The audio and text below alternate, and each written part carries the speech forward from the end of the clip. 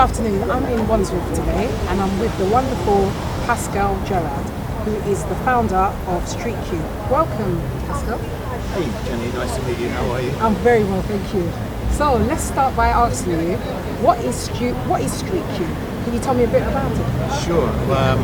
We've got the Streetcube right behind us. So it's a 10-foot solar-powered kitchen cube. So it's solar powered. It's professional kitchen inside, and we build them and develop Streetcube as a philosophy to help young chefs to get into high footfall spaces like this, so that they can trade sustainable food.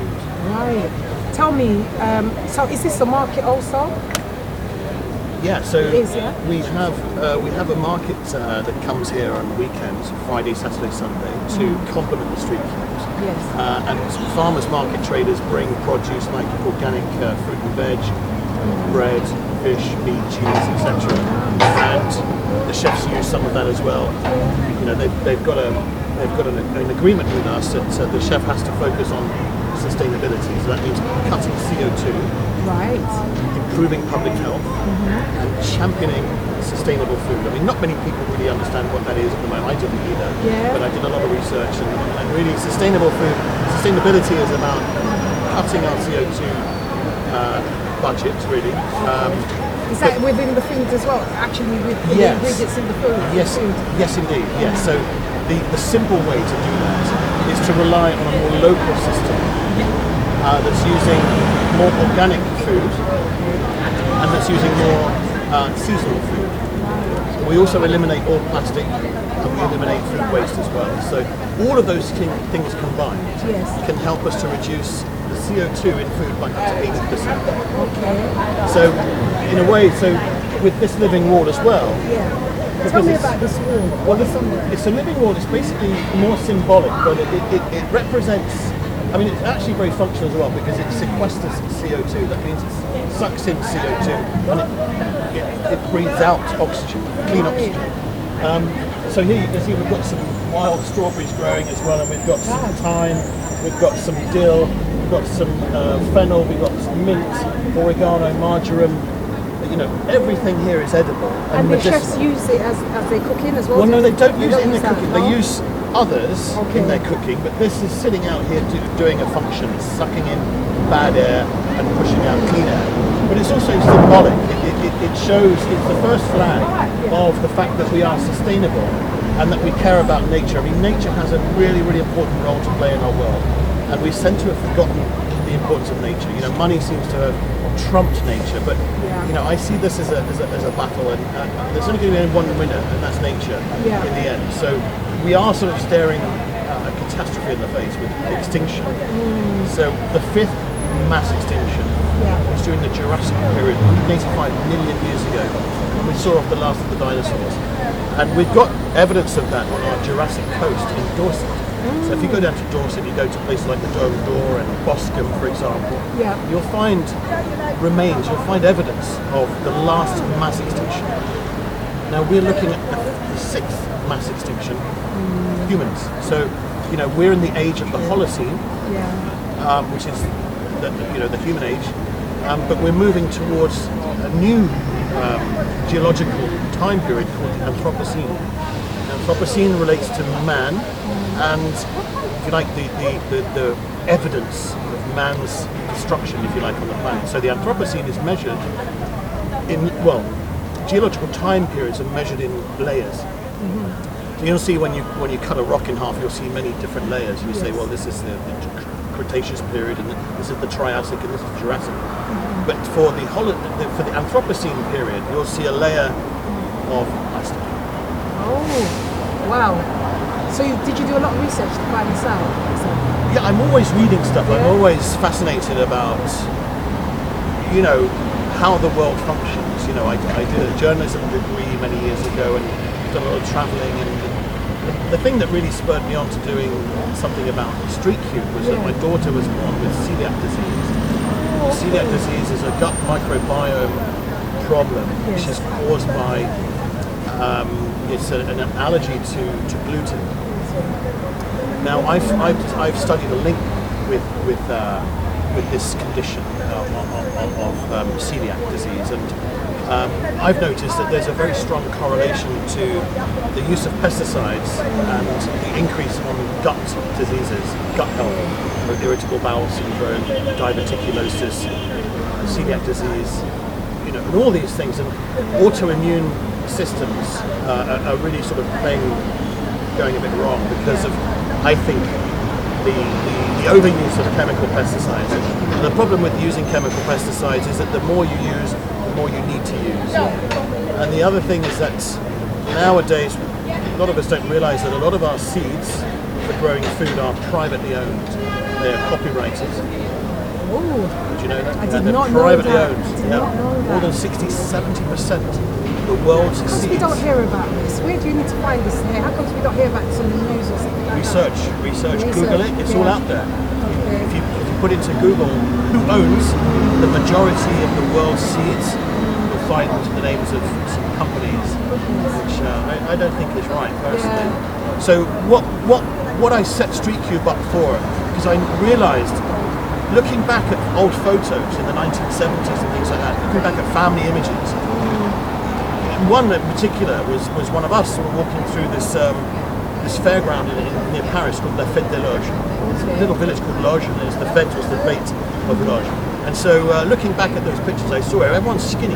Yeah. Everyone's wearing flares and just walking along skinny. They're not holding a big thing of Coke. They're not holding a big fat burger, they're just walking along and everyone's slim. Fast forward 50 years, now what do we see? That's not our fault. That's not our fault. The problem being, it's not the overeating of junk food, although that is a massive problem. Yeah. The problem is the overuse of pesticides. Because our bodies are not able to process the multitude of chemicals that are on our food these days. Now, it's not just one pesticide, it's about a dozen. So yeah, whilst each one of them is tested individually and deemed safe, they're never tested together as a cocktail. And that is a cocktail effect which is causing quite a lot of havoc with our health. So the only way to do it is to go organic, right? That's the only standard now that you can have faith in. Now that we're signing this deal with the United States, with going through the House of Lords, the new agricultural bill. It's going through kind of a little bit quietly for my liking. If you don't mind me saying, are they using some sort of, the chicken I've heard in America, they're using some sort of chlorine to clean the chicken, or inject into the chicken. How can that be healthy for you? That's what I've heard. Well, they say that it's healthy for us because it helps to eliminate any bacteria that's on the surface of the chicken. But the UK, up until now, has had the protectorate of Europe and has higher standards where our chickens are in a much better condition anyway. So we produce chicken meat that is of a higher quality because it's got less bacteria, etc. We don't need to wash them in chlorine. So when you're having to wash food in chlorine to kill the bacteria to make it safe, then it doesn't say much for the animal welfare, for the condition of the chicken in the first place. And so part of the philosophy that we should all be looking at is better welfare for animals. The other thing is that, hormone injected beef is another scare story that we're hearing a lot about. And again, what they're fed on as well. And a lot of the beef that comes from America and South America is fed on genetically modified soy. And to grow that soy, you have to cut down a lot of trees.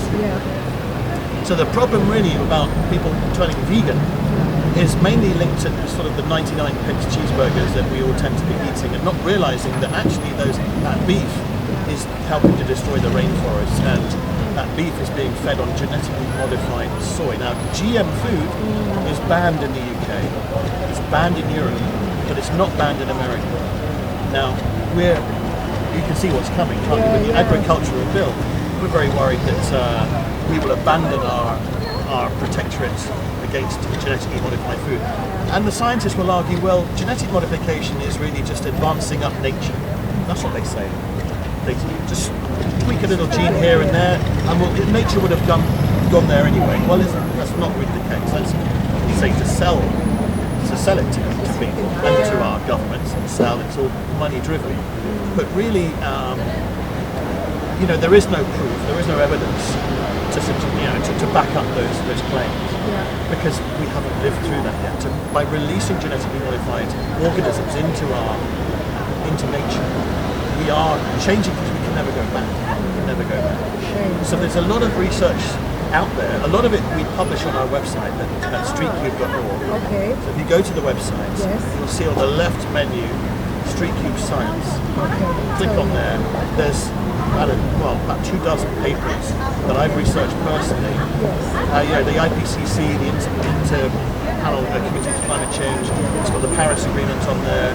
This is the agreement that we've all signed up to reduce CO2. It's the Paris Agreement, the one that America have opted out of. And it just seems a little bit out of sorts that we're doing a deal with America for their food systems to come over here. We've abandoned Europe. We're going the wrong way.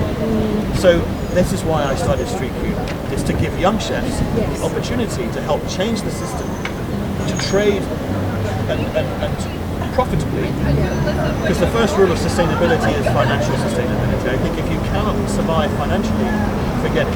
So I built these kitchens out of 10-foot shipping containers so that I can place them anywhere, and a young chef can trade and feed people with good food. I want the chef to become almost like the champion of public health of his area. So it's the chef's responsibility. We give him that responsibility to go and source the best produce, the most organic produce, the healthiest produce, and to, if you like, alchemize or create healthy food with that ingredients. So we don't want just more burgers and chips. Yes. We don't just want more fried chicken and whatever. We can have chicken. Yeah. Let's try another way. Let's try another recipe. You just had the chicken wrap. I had the chicken wrap, yeah. So tell me about that. It was lovely, and it was very. I was saying that it wasn't very. How can I say? Compared to if I was to have a wrap with, I don't really want to say the company, it would be more salty. But this I found more fresh. So more flavour? More flavour, tasty, and it was happy. So what you're tasting there is Mother Earth, if you like. It's organic food.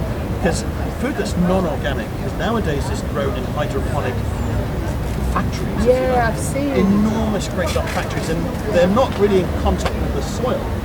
They're in contact with a hydroponic liquid, a solution that's got...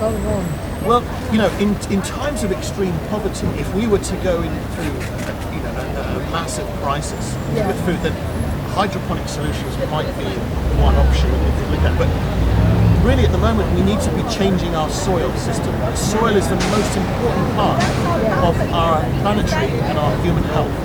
Because the soil contains more carbon than our trees. And if we're pumping the soil full of chemicals, then we're destroying the soil, and the soil is releasing that CO2.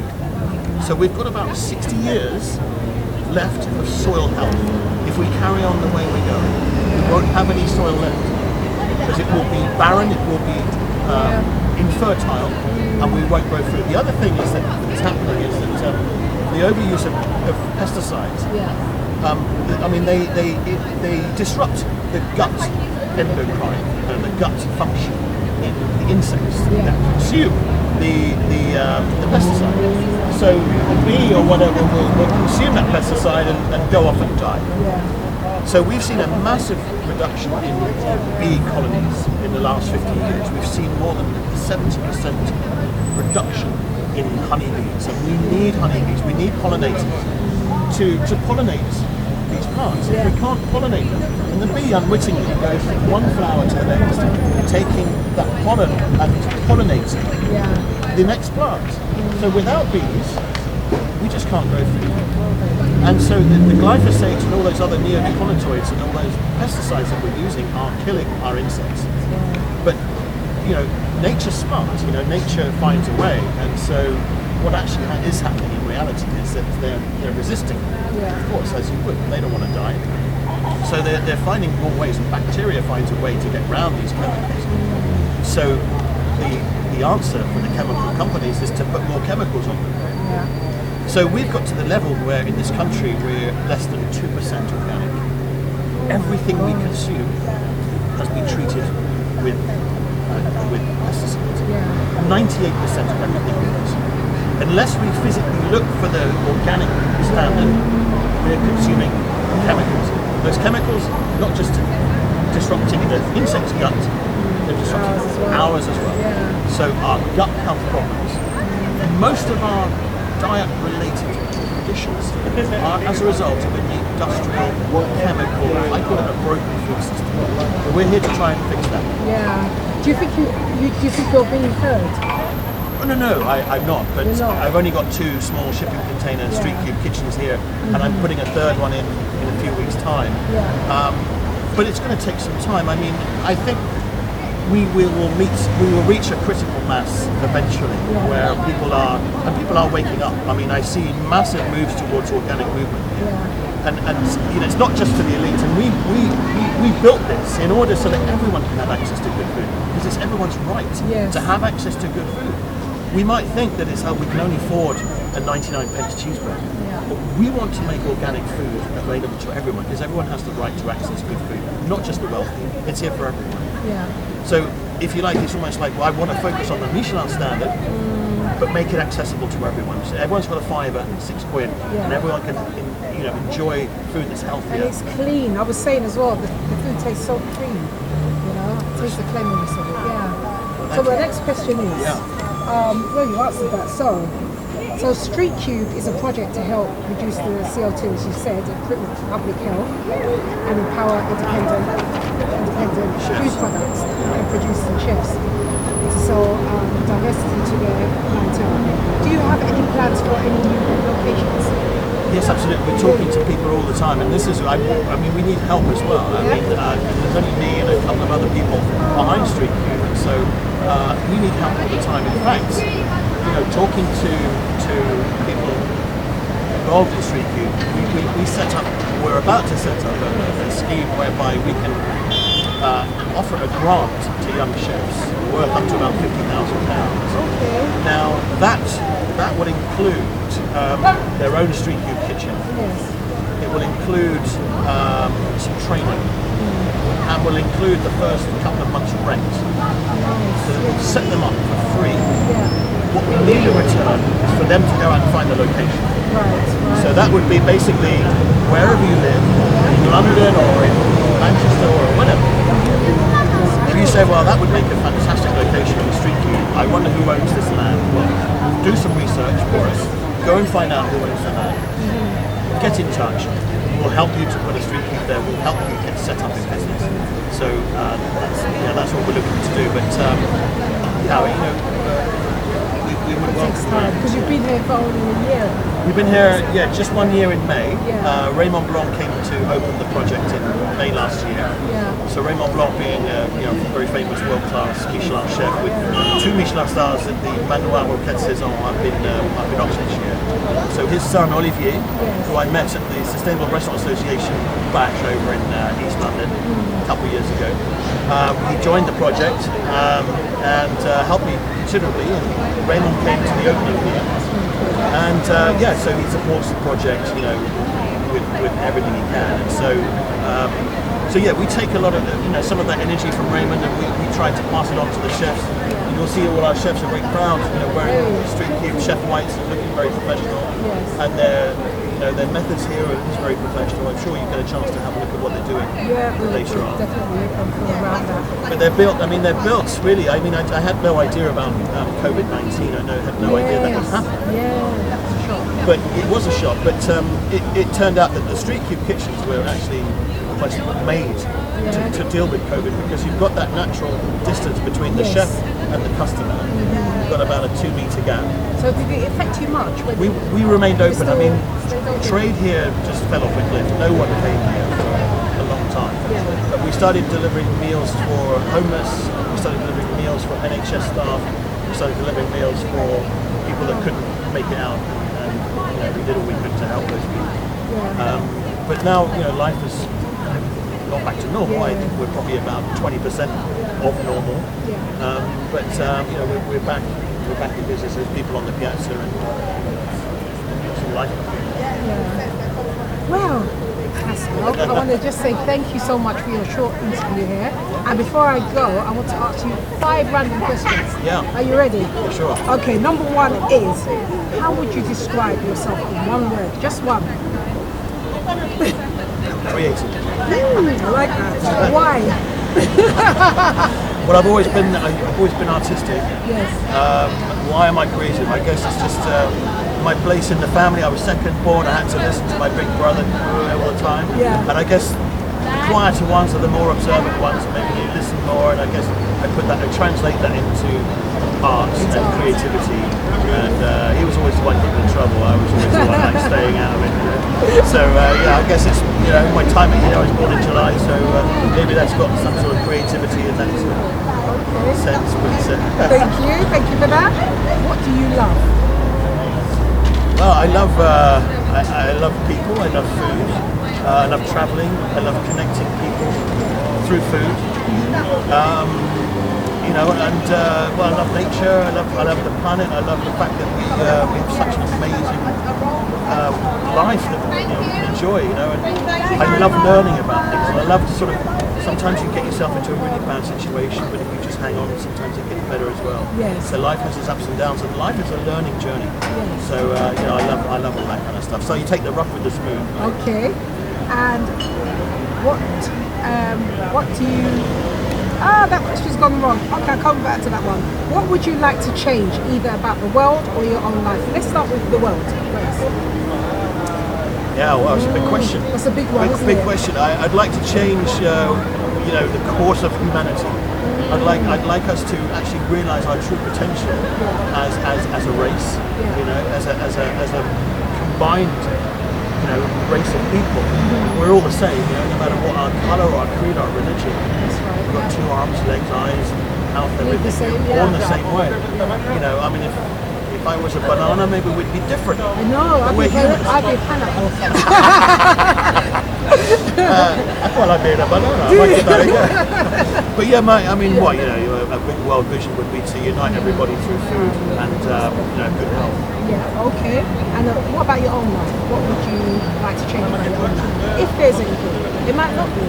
You might be okay. You might be already your own perfect. Well, I named my cubes after my children. So this one is called Eloise, which is my daughter's, and the other one's called Luke, who's my son. Okay. If I could change anything, I would have them here with me every day, and overseeing the cubes. Yeah. Oh, that's nice. And the last question is, what's in your pocket, Jerry? Car keys. Yeah. Some earpods. Yeah. A wallet with nothing in it. And there's nothing in this one. I must have used it. Thank you so much for my 5 random questions. I appreciate that. Thank you so much. Thank you for having me. Thank you. Welcome. Thank you.